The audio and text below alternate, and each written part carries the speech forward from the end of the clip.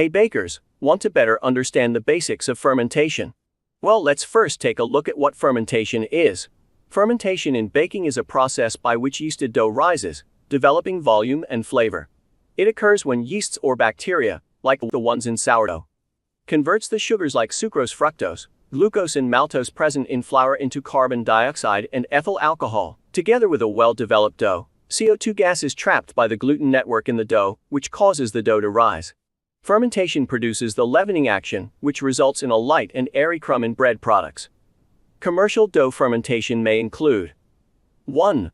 Bulk fermentation or pre-ferments. 2. Intermediate proofing. 3. Final proofing. 4. Oven spring.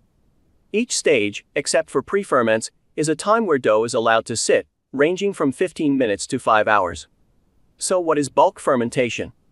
Bulk fermentation is what we call the sponge stage, where the flour, water and yeasts are mixed together to sit for a while. Bulk fermentation is very beneficial to water absorption and gluten hydration and the development of flavors.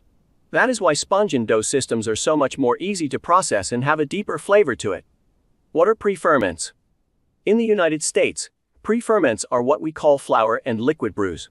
This method takes a little of the flour, sugars and all the yeast to do a little fermentation work to get a little bit of the flavors, and to get the system to start fermenting first before a no-time dough is mixed.